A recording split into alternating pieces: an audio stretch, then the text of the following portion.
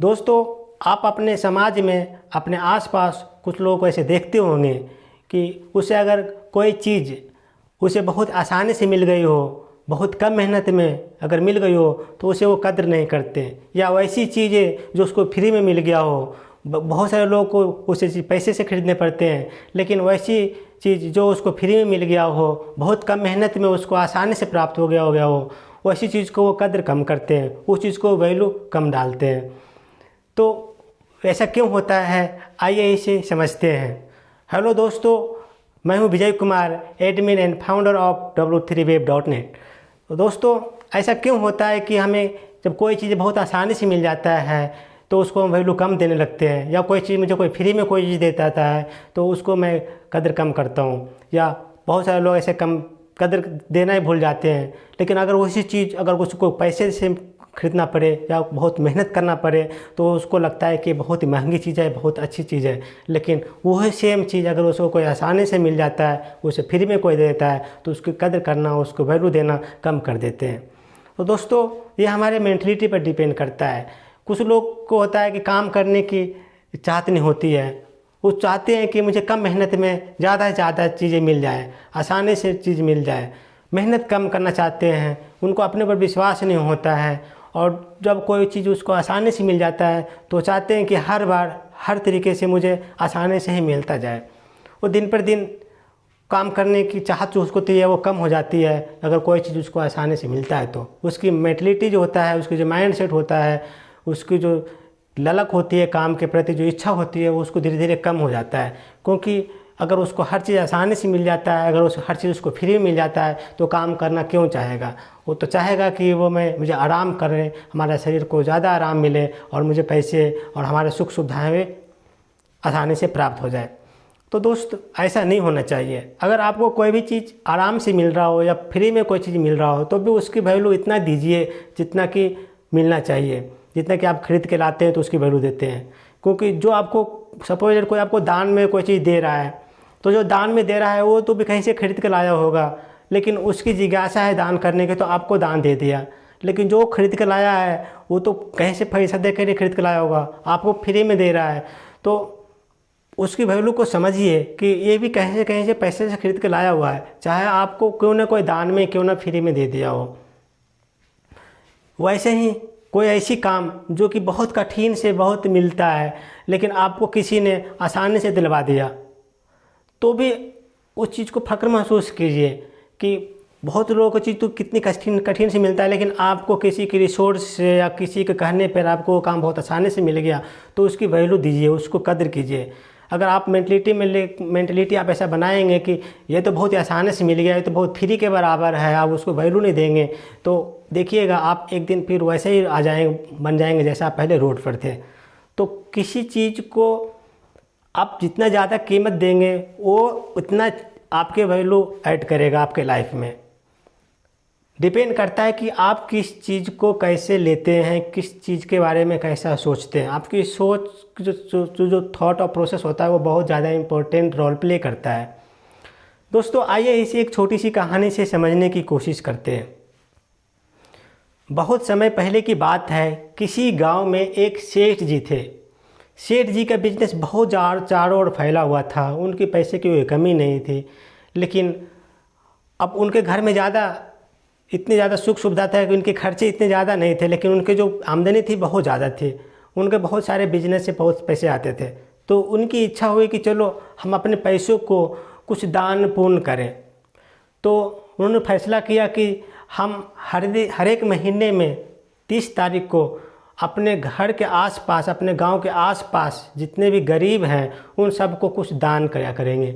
पैसे से, कपड़े से, भोजन से, अनाज से, जिस तरीके से बन पाएगा मैं हर एक महीने के 30 तारीख को गरीबों को दान दिया करूँगा। और उन्होंने मन बना लिया और ऐसा सिलसिला कई महीनों तक चलता रहा। साल बीत गए।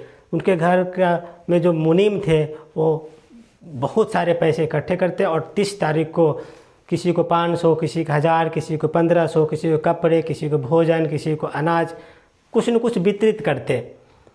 ऐसा माहौल बन गया था कि 30 तारीख को आने पर अचानक से उनके पास भीड़ लग जाती, उनके घर के आसपास भीड़ हो जाती। क्योंकि आसपास के लोग उस गांव से दूसरे गांव के दूर तक लोग एक बात फैल गई कि जो सेठ जी हैं महीने की 30 तारीख को दान करते हैं और सबको कुछ न कुछ देते हैं, कोई भी उनके यहाँ से खाली हाथ नहीं जाता है।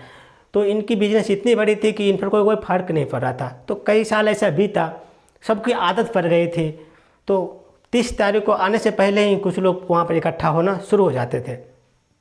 एक समय की बात है जब कभी उनकी बिजनेस डाउन हो गई, उनकी बिजनेस किसी कारण से बढ़िया से चल नहीं रहा था, तो उनके घर में पैसे की कमी हो गई। तो उन्होंने सोचा कि अभी मेरे बिजनेस सही से काम नहीं कर रहा, तो जब तक मेरा बिजनेस अच्छा से काम किया, जब तक मेरे इनकम अच्छे हो रहे थे, जब तक मैंने दान पुण्य किया, अब मेरे बिजनेस अच्छे नहीं चल रहे हैं तो मैं कुछ दिन के लिए दान देना बंद करता हूँ। उन्होंने सोचा कि इस महीने की जो 30 तारीख होगा उस दिन मैं खुद सबके सामने जाऊंगा और मैं बोलूँगा कि देखो भाइयों, हमारा अभी थोड़ा सा बिजनेस की सही से नहीं चल रहा, हमारे अभी जो आमदनी है पहले जितना नहीं हो पा रहा है। जब पहले जैसा हमारा बिजनेस ग्रो हो जाएगा, पहले जैसा मेरा बिजनेस बढ़िया से चलने लगेगा, तो फिर से मैं दान करना शुरू कर दूँगा। तो इस महीने मैं दान नहीं करने वाला।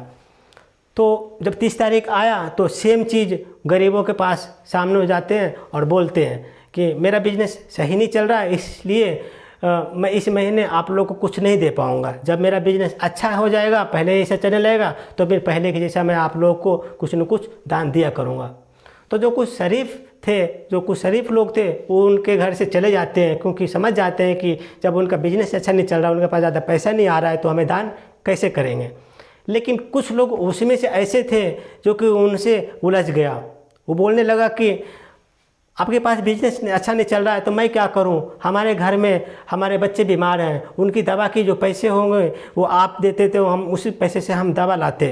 कुछ लोग ऐसा बोलने लगा कि आप नहीं दीजिएगा पैसा तो हमारे घर में जो अनाज है वो नहीं है, खाने के नहीं है, और वो हमें दिक्कत हो जाएगी, आपको तो पैसे देने ही पड़ेंगे। किसी ने बोला कि हमारे घर में बच्चों की शादी है, अगर हम अपने पैसा दे देंगे तो हमारे बच्चों को जो कपड़े खरीदने हैं और जो कुछ शादी के जो साग सामान लाने हैं वो मैं कैसे लाऊंगा, तो आपको पैसे देने पड़ेंगे। अब दोस्तों, मैं ये कहानी से आप क्या समझ रहे हैं, क्या समझना चाहते हैं? मैं आप कहानी से ये समझना चाहता हूँ, एक कहानी से मैं आपको ये समझाना चाहता हूँ कि जब इंसान को फ्री की लत लग जाती है तो वो इंसान अपना अधिकार समझने लगता है, उस फ्री में भी अपना अधिकार समझने लगता है। जैसा इस सेठ जी के साथ हुआ।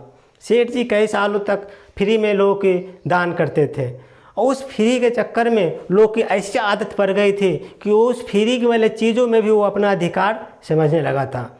जब सेठ जी ने मना कर दिया कि मैं इस महीने आप लोगों को दान नहीं कर पाऊंगा क्योंकि हमारी बिजनेस स्थिति सही नहीं है, तो उनमें से कुछ लोग थे उसको ऊपर आर्गूमेंट करने लगे। कुछ लोग उनको कई तरीके की गालियाँ भी दिए कि नहीं, हमारे घर में तो इतनी ज़्यादा समस्या हैं, अगर आप पैसा नहीं दोगे तो हमारे घर में जो इतने खर्चे हैं वो कैसे चलेंगे।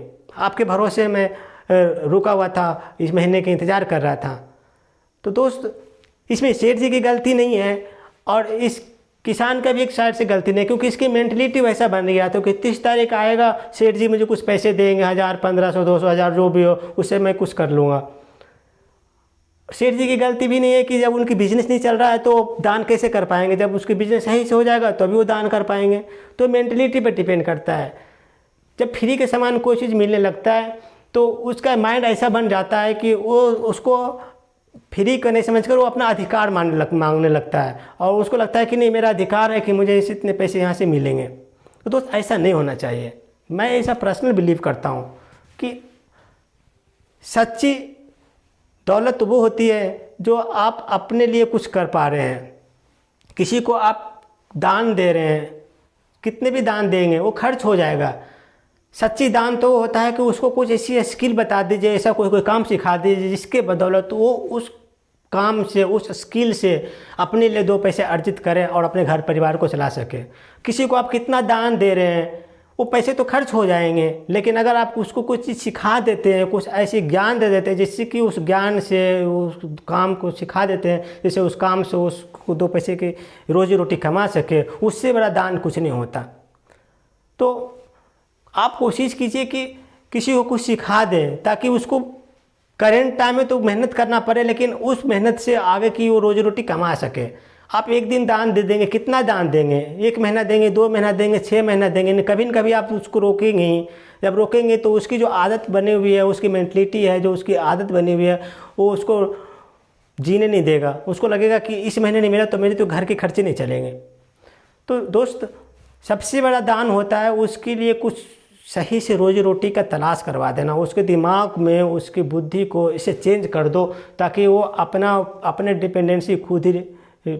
अपने डिपेंडेंसी को खुद समझ सके, अपने परिवार के लिए, अपने घर के लिए कुछ न कुछ कर सके, किसी के ऊपर निर्भर ना रहे। तो दोस्त, इस कहानी से मैं आपको यही समझा रहा था कि फ्री की चीज़ों को इतना मत मानिए।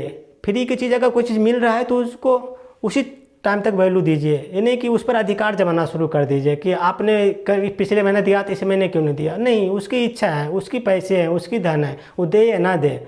आपके अपने ऊपर विश्वास को जगाइए, आप अपने काबिल पर भरोसा कीजिए, आप अपने जो एबिलिटी है उसको बढ़ाइए, उस पर ध्यान दीजिए। फ्री की चीज़ तो कभी आज है, कभी कल नहीं है। तो इस पर भरोसा करेंगे तो आपके जीवन यापन कठिन हो जाएगा। तो दोस्त, अगर आपको चलो ठीक है, अगर आपने को किसी रिसोर्स के थ्रू अगर कोई ने काम पकड़ा दिया हो जो कि बहुत कठिन काम औरों के लिए और आपको आसानी से मिल गया हो, तब उसकी कद्र कीजिए, उसको वैल्यू दीजिए।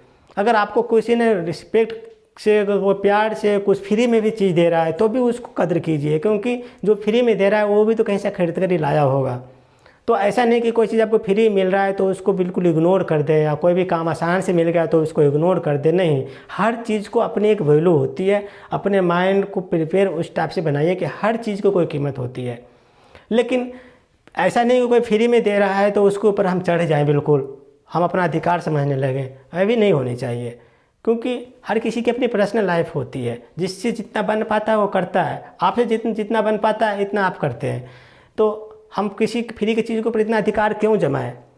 इसलिए अपने लाइफ को अगर अच्छे बनाना है, अच्छे बैलेंस तरीके से जीना है, अपने परिवार को खुशी चाहते हैं, तो दूसरे के ऊपर निर्भर रहना बंद कीजिए। अपना सेल्फ बिलीव पर विश्वास कीजिए, अपने स्किल को बढ़ाइए, सीखने की कोशिश कीजिए और अपना जीवन यापन को सही तरीके से जीजिए। किसी पर डिपेंडेंट रहेंगे तो कब तक रहेंगे? डिपेंडेंट, दूसरे पर निर्भर रहने का मतलब है अपने पैर पे खुद कुल्हाड़ी मारना, अपना पैर पर खुद कुल्हाड़ी मारना, अगर दूसरे पर ज़्यादा निर्भर रहते हैं। इसलिए आत्मनिर्भर बनने की कोशिश कीजिए। आत्मनिर्भर सबसे बड़ा पुण्य का काम होता है।